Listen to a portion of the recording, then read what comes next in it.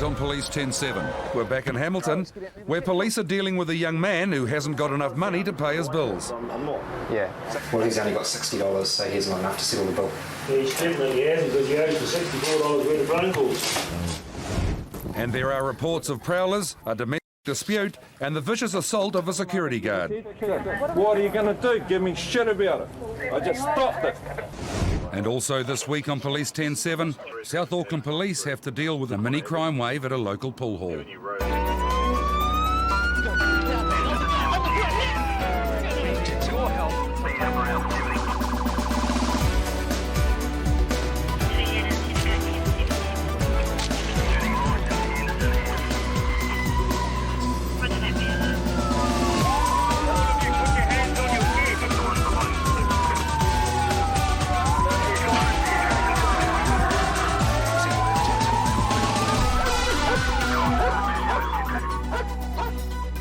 Constables Todd Hubbard and Adam Cunningham are patrolling Hamilton when they get a call about a prowler.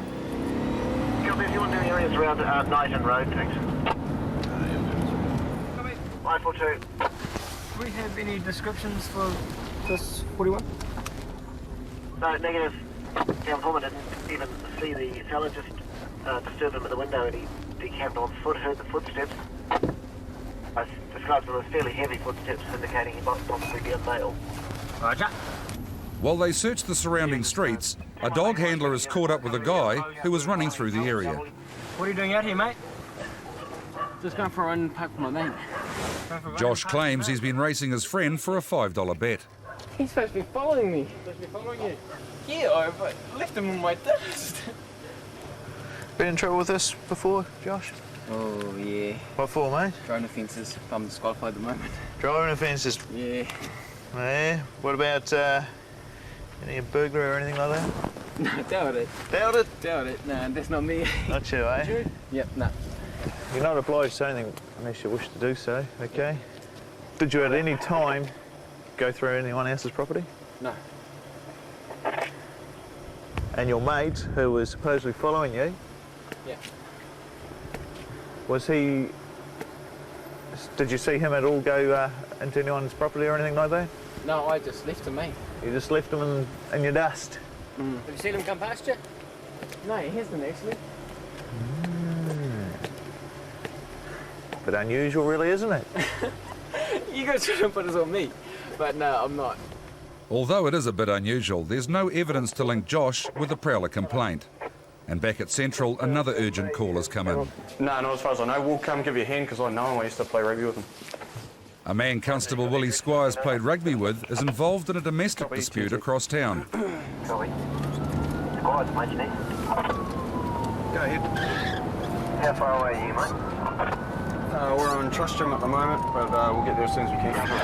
Just watch that dude. He can be quite violent, but if you talk to him, he can calm down.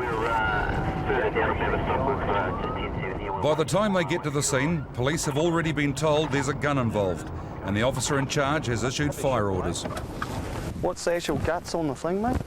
A woman yelling he's got a gun. Oh, okay. We used to play on the same team together, so yeah, I'll speak to him. Like, I mean, it'll go better if he knows me, most likely. Hopefully, he won't shoot me. Think he's sort of likely to have it for him? Nah, not as far as I know, but then again, he's not the most balanced sort of individual. Do you want a Glock or a rifle? Glock, mate, would be good.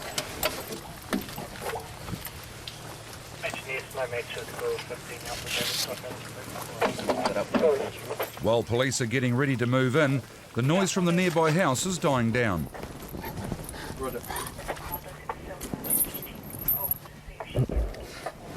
Nevertheless, there's some tense moments as they move towards the address. But when police get inside, there's no sign of any disturbance or any gun. It seems a woman's been trying to get her ex-boyfriend to move his stuff out, and the resulting arguments alarmed neighbours. Don't come back here again tonight, all right? If you come back, mate, you'll get locked up, all right? Thank you very much. That's what I hear while I'm here, mate. Thank you very much, guys. Thank you for coming too, eh? 120 patrols in the vicinity of Yates. Yeah, no, I won't be going back there tonight, mate. All in the, No, that's good idea, mate. No, because you obviously know what happens if you do go back, mate. I mean, we'll have no choice then, eh? Oh, yeah, for sure. So, After delivering Phil back to his father, a call comes through about an assault at the Hamilton Casino construction site. Constable Benny, you're at the guard place. You will hear the offenders are just inside the gate. From that, A security guard's been attacked and beaten by a man who's run off after a passerby intervened. Yeah, straight down there. When we confronted him, he picked up a big stick to start with. Then he hit me on the side here. And around the back of the shop. Got right around here. Now the immediate problem for police is the passerby, who's had too much to drink and is going off at everybody around. You are doing nothing but hindering this, okay? I was the only jumped in and stopped him getting his Why are head you kicked giving in. us a hard time? We're trying Because to I do don't our like job. scum like that on the street. You performing, okay? I'm not even performing, woman. As Constable Kylie Crowley tries to calm him down, he suddenly explodes. Don't call me, man. I seen the f***ing mother get his head kicked in. What are you going to do? Give me shit about it. I just stopped it. just calm down. Just calm down. Do you need this guy, Kylie, at all? We don't, eh? This security guard's been assaulted quite badly. The guy that's been cleaning. The guy with the smoke out there performing, he jumped over the fence apparently to help him. Help the security guard. Yeah, but he's just uncooperative basically. If you can get his details off him and send him his way, it'll be wicked, mate. Otherwise. Sorry, Joe, can you get an ambulance here? In the middle of all the confusion, a dog handler's been trying to track the assailant, but at the moment he's got away. And we were saying, stop it. Yeah. The story took an odd turn later in the night. The angry man at the scene told police it was actually his nephew who had been the assailant. The nephew received 3 months supervision, and the security guard's broken ribs cost him 3 months off work. Constables Mark Bartram and Peter Kenner are working the swing shift in Hamilton when they get called to a local motel.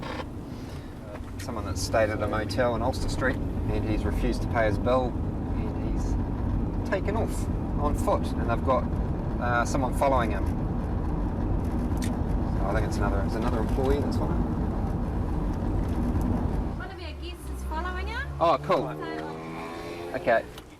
This is the second night. Second night and he's left without paying. The motel owner's suspicions were aroused when the suspect couldn't pay for his first night's accommodation. Yeah. He's telling me, Yeah. well, I've rung his father. His father doesn't want anything to know about him. Yeah. And he's just a con. He's a Okay. Is his stuff still in his room? Yeah, it is. Okay, so he's got to come back for that at some Well, stage? no, they do runners and that. They leave. It's nothing for people to do that. Just disappear now. It's like our informant over there on the left. The guest who'd been following the suspect calls Mark over in the main street. Oh yeah. There you go, mate. The guy in question is the guy in the yellow seat up on the right-hand side there. Oh, yeah. Okay, yep. The man's name's Hayden, and he claims that he's a truck driver visiting from Taranaki. Why does she think that you were going to do a runner?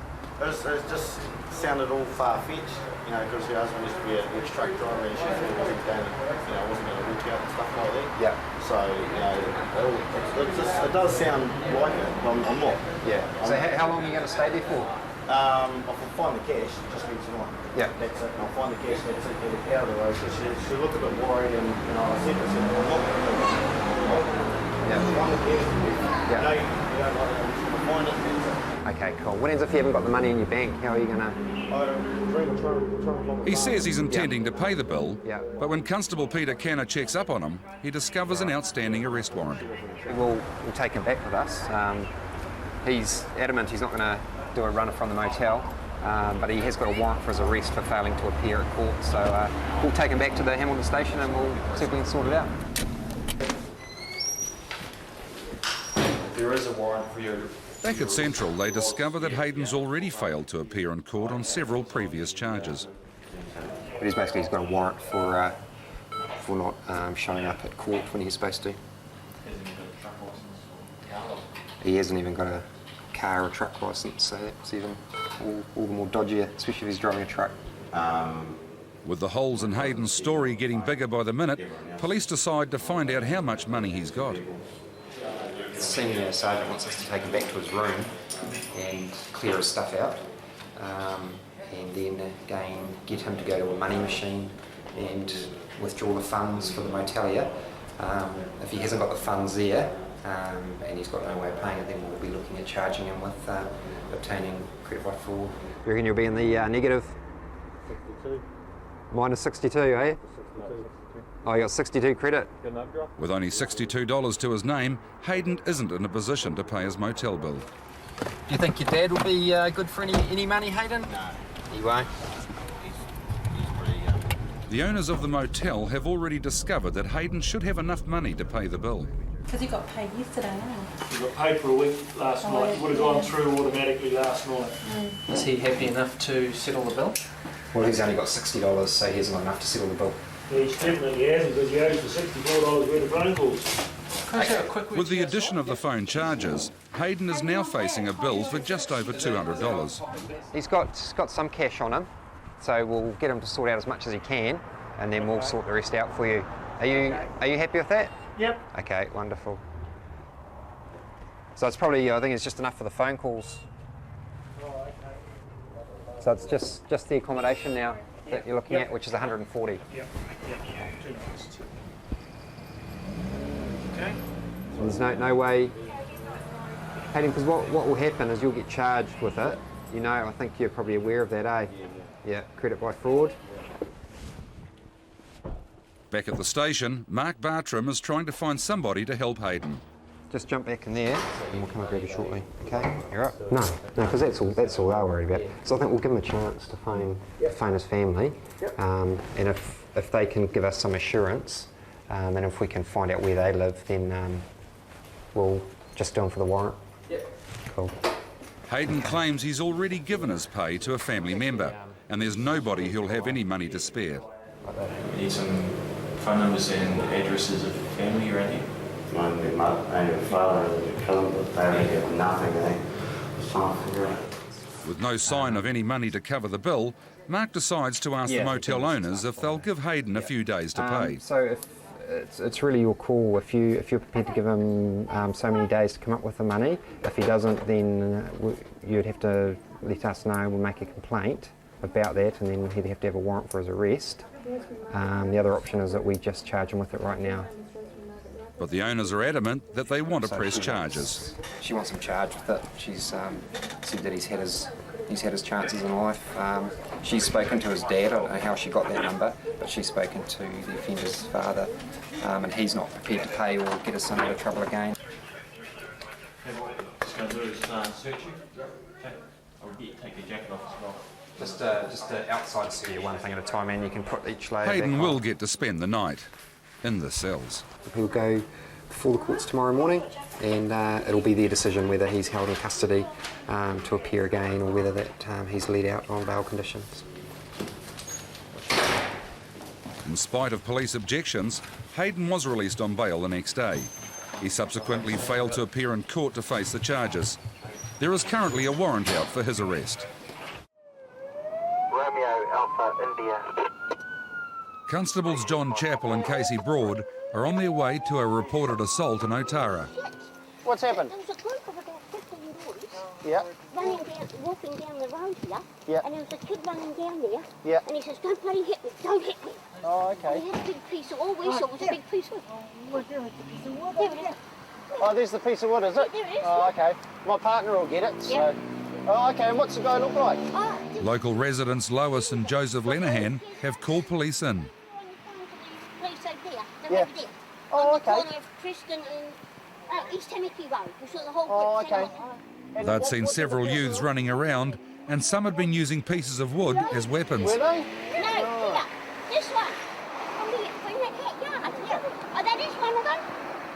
That is one of them. Oh, this is supposedly the chunk of wood that the witnesses have seen the males running around with. As you can see, there's a couple of spots of blood on it, so whether or not someone's been bashed with it or someone's had a cut while they've been holding the wood, who knows. So we may have to do a few areas and see if we can find the person who's bleeding. blood sort of stops up there, so unless that's where he's been bashed and he's walked up here. The trail leads John and Casey to a group of guys in a nearby car park. Do you know who's been given the hiding? Because there's a bit of a trail of blood from Preston, just towards this way. Yeah, the ones you were talking to over there. Yeah, I know that, but do you guys know? No. No? They're just talking over there. Oh, okay, all right. It's just kind of important that if the person's hurt, so we, you know. In spite of the blood and the noise, it appears that it was all a game. So no one's badly hurt? No. No? Okay, right. And when they check with the owners of the house where the wood was found, the story's just the same. We had a bit of a chat with them. Yeah. And they're all a bit, they've had a bit to drink, you see. Oh, we thought that. Yeah, so they seem to know each other. And I think they're just playing games. So none of them seem to be hurt. No, they didn't seem to get hit or anything. You didn't see anybody bleeding or anything? Just as they're wrapping up this situation, a call comes in about another fight at a local pool hall. Keeping with this tonight's theme of disorder, we're off to yet another fight. Large group of males, possibly gang related this one, so we'll see when we get there. Where that car is. By the time they get there, the offenders have already gone, leaving behind a number of victims. 2 offenders have basically gone around and picked on each person individually, and we've got a few thefts from bags, a few assaults. So yeah, it's basically a mini crime wave in the one location. We were playing pool and our stuff got nicked behind us. And I only realised like a bit after I was looking for my bag, and I found it. I mean, I didn't find it. Okay, yeah, I got $5 taken from me. I was just sitting there, really sitting at the table, and he just comes up and he read the back of my shirt and he goes, "Oh, are you okay, dog?" And I go, "Yeah," and he just smacked me one in the head. With other officers taking statements, John and Casey are called to a domestic incident nearby. Got a female Polynesian on the line stating her husband is 1K. Apparently he's been drinking all day. Can you open up the door for us, please? Hello, how are you? Yeah. The man is very drunk, and although there's been no assault, his wife's hoping police will take him away. He spent most of our money to buy his beer, $50, taxi here and there. Okay. He damaged our fence because he was angry with me because I... Who's putting all the holes in the walls? He used to, he did. All right. I'll grab your details and we'll take him away for the night, okay? Yeah, I'm sick of... Where can we take you to? Where do we take him to? We'll take you to a friend's house, eh? Just so that you and your partner can stop arguing, okay? Kids can get some sleep, fair enough, eh? 273. And then you come back tomorrow morning. And you sober up a bit, eh? Cool? Okay. Eventually Apollo agrees to leave, but he's got a reputation for returning home as soon as police disappear. I was just talking to your wife, and she said that you often get dropped off by the police at your mate's place and you walk home again. No. Hey? You're not going to do that tonight, are you? Hey? Yeah, I'll tell you, because I told you, you go back there, we lock you up. Yeah. You don't want to stay in jail tonight, eh? Okay. All right? Yeah. No walking back. You go to jail. Yeah. All right? Good man. Bye. I'll wait for you to get in. Make sure you're safe. Bye-bye. With Apollo safely delivered, John and Casey are back on the road again, and it's only moments later when they spot a couple of figures running away. There. No, not there, there. You grab that one. Bro! What are you guys doing? What are you running for? What are you running for? Stay here, stay here, stay here. How old are you? 14. We'll give you a lift home, eh? You shouldn't... That's all right. No, you're 14 years old. Okay? You shouldn't be out this time of night. Mum and Dad know you're out? Yeah? Yeah. We're going to take you home. No. Yeah. See what Mum and Dad think now. Come on, back of the car. Let's go. Getting children to a safe place is something John and Casey do every night. Take them home. We have an obligation under the Children and Young Person and Their Families Act to ensure they're safe after hours, and this is being late at night. we're allowed to take them home to their parents or caregivers. Okay, sir, sorry to wake up, mate. Just out a bit late tonight, eh? You know, he's 14 years old. Just found her running and hiding from... We were catching a bus? No, you weren't. You can't catch the bus at the back of the toilets in the Otara shopping centre. We were in there. Yes, sir. You guys will play and hide and go see with the cops. Just keep them in tonight, eh? And just make sure they're not out late. All right? No worries. Have a good night. See you, girls. With the two girls safely at home, it was time for John and Casey to head out onto the road and the rest of their shift. Another satisfied customer.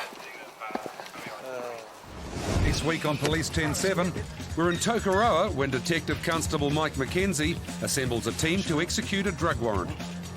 It's a fish pump for an aquarium, and it's been converted into a bong. We're on the trail of a burglar and con man operating around the Hauraki Plains. What's that his real name?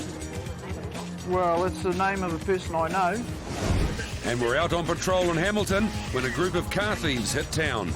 Go, go, go. Oh, get him! And police have to deal with a drunk who just can't find his way out of his car. A few problems here, are we? Don't go back to sleep. Don't go back to sleep.